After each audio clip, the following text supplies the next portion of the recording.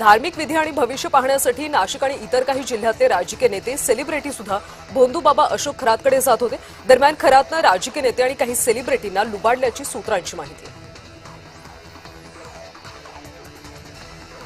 महिलांसोबत केलेली कृती हा विधीचाच एक भाग। मी कुणावर सुद्धा जबरदस्ती केली नाही। माझ्या अंतर्मनानं मला धोका दिला। मी ज्यांचं भलं केलं तेच माझ्यावर उलटले। भोंदू अशोक खरातनं तपासादरम्यान ही उद्विग्न प्रतिक्रिया दिली आहे। मुंब्रामधल्या एका तरुणाला लॉकडाऊनच्या अफवेबद्दल व्हिडिओ बनवणं महागात पडले। लॉकडाऊनच्या अफवेबद्दल पोस्ट केलेला हा व्हिडिओ सोशल मीडियावर वेगानं व्हायरल झाला। त्यानंतर मुंब्रा पोलिसांनी त्या तरुणाला अटक केली। पोलिसांनी त्याचा माफीचा व्हिडिओ शेअर करण्यास त्याला भाग पाडलं आणि माफी मागायला लागली। राज्यामध्ये मेघगर्जनेसह वादळी पावसाची शक्यता आहे। 30-31 मार्च 2026 दरम्यान विदर्भ, मराठवाडा, खानदेश आणि मध्य महाराष्ट्रात पावसाची शक्यता आहे। रब्बी पिकांची काढणी सुरू असल्यानं शेतकऱ्यांनी पिकं सुरक्षित ठेवावं असं आवाहन करण्यात आलं। अमेरिका इराण युद्धजन्य परिस्थितीमुळे जळगावच्या सुवर्णनगरीमध्ये सोन्यामध्ये पुन्हा घसरण झाल्याचं पाहायला मिळालं। सोन्याचे दर जीएसटीसह 1,47,000 रुपयांवर आहेत, तर चांदीचे दर प्रति किलो 2,42,000 रुपयांवर पोहोचले।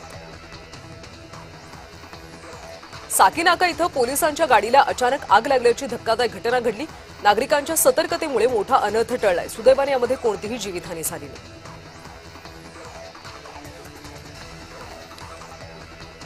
भोंदू खरातचं कॅनडा कॉर्नर इथलं कार्यालय सील करण्यात आले। फॉरेन्सिक टीम आणि एसआयटी पथकाकडून कारवाई करण्यात आली। नवी मुंबईतल्या घणसोलीमध्ये बांबूच्या गोडाऊनला भीषण आग लागल्याची घटना घडली। आगीचं कारण अद्याप अस्पष्ट आहे। भारतामध्ये इंधनाचा पुरेसा साठा आहे। 10 ते 12 दिवसात परिस्थिती सुधारेल अशी माहिती ऑल इंडिया पेट्रोल पंप असोसिएशनचे प्रवक्ते अली दारूवाला यांनी दिली। जय जय स्वामी समर्थ या मालिकेमध्ये अक्षय मुदावडकरनं स्वामींची भूमिका साकारली होती। या मालिकेतून अभिनेत्यानं आता प्रेक्षकांचा निरोप घेतलाय। मालिकेमध्ये महानिर्वाणाचा अध्याय सुरू झालाय, त्यामुळे स्वामींच्या भूमिकेसाठी ज्येष्ठ अभिनेत्याची निवड करण्यात आली। अक्षयनं सोशल मीडियावर पोस्ट शेअर करत आभार मानले।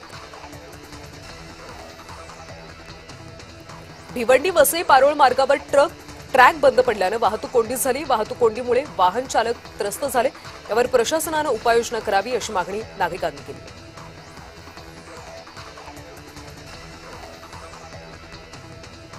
मुंबईच्या ओशिवारा पोलिसांची लुटारू टोळीवर त्यांनी मोठी कारवाई केली। सिगारेट विक्रेत्याला मारहाण करून कारमधून फरफटत नेलं होतं। या प्रकरणी वरिष्ठ पोलीस निरीक्षक संजय चव्हाण यांनी दखल घेऊन या टोळीविरुद्ध गुन्हा दाखल करून अवघ्या 24 तासाच्या आत अटकेची कारवाई केली। मुंबईच्या आझाद मैदानात भव्य ड्रोन सोहळ्याचं आयोजन करण्यात आलं होतं। 2000 ड्रोननी महाराष्ट्राची आदर्श चित्र साकारण्यात आली। आधुनिक तंत्रज्ञानातून शिव इतिहासाचं दर्शन घडलं।